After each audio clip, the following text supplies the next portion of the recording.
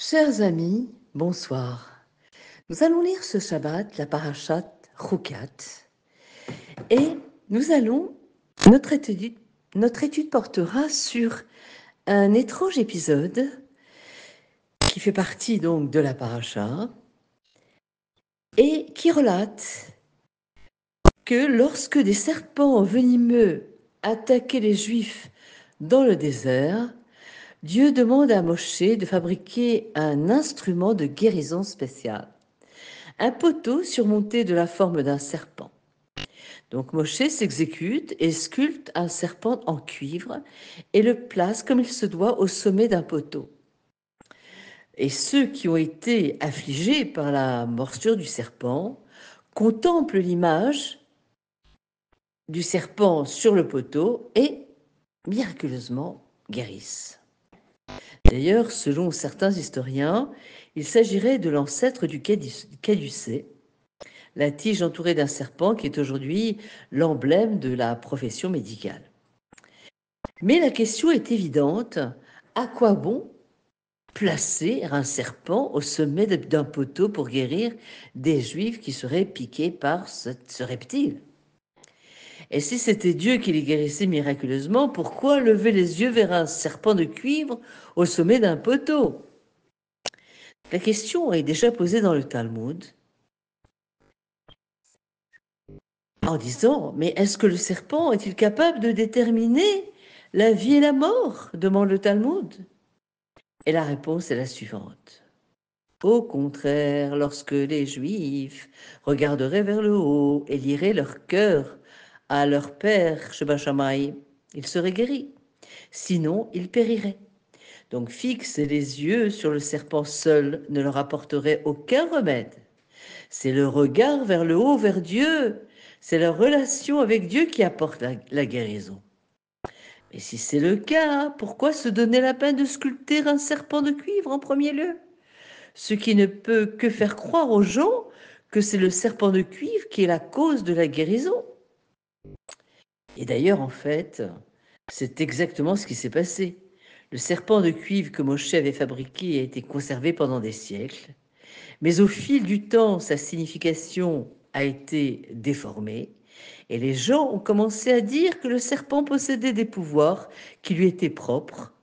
Et lorsqu'il est devenu une image d'idolâtrie, le roi Ézéchias, au VIe siècle avant notre ère, a détruit le serpent de cuivre façonné par Moshe, ce qui a mis fin à ce serpent de cuivre spécial. Bref, ce qui ne fait que renforcer la question. Pourquoi demander aux gens de lever les yeux vers un serpent fabriqué par l'homme, ce qui peut conduire à une erreur théologique consistant à finalement rendre le serpent comme un dieu, à déifier le serpent?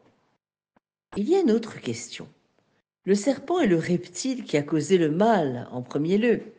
La guérison, semble-t-il, viendrait du fait de rester loin des serpents.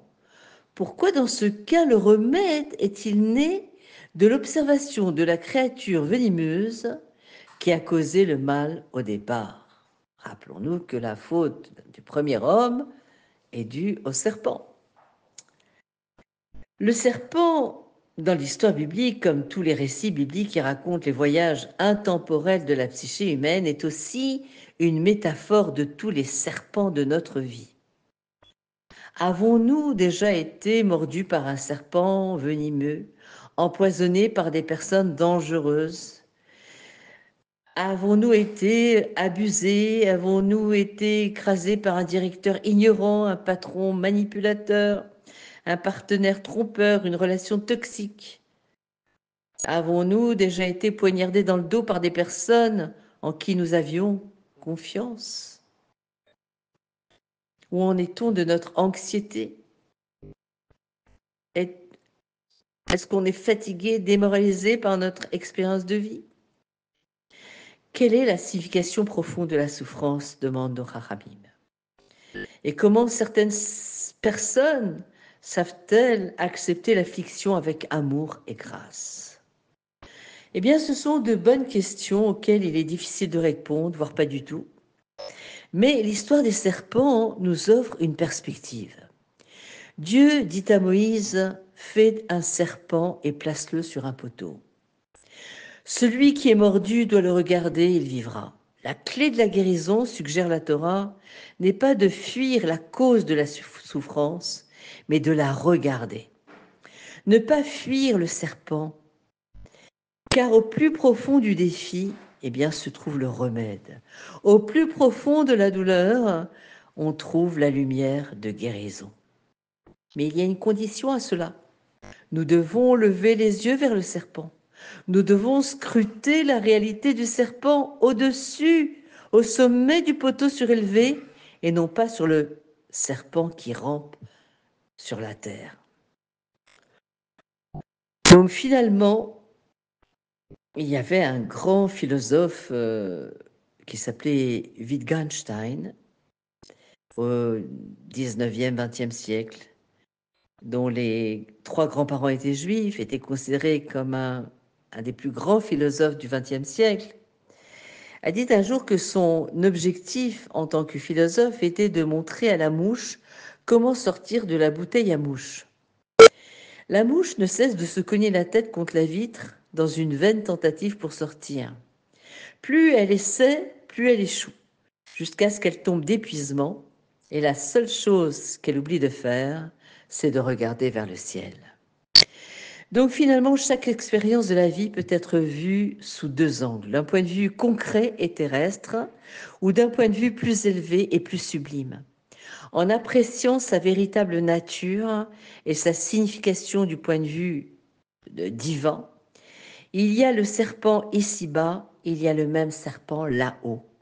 Je peux vivre mes défis, mes luttes, mes difficultés de la manière dont ils se manifestent ici-bas, mais je peux aussi regarder ces mêmes luttes d'un point de vue plus élevé. Les circonstances ne changeront peut-être pas, mais leur signification et leur importance vont changer.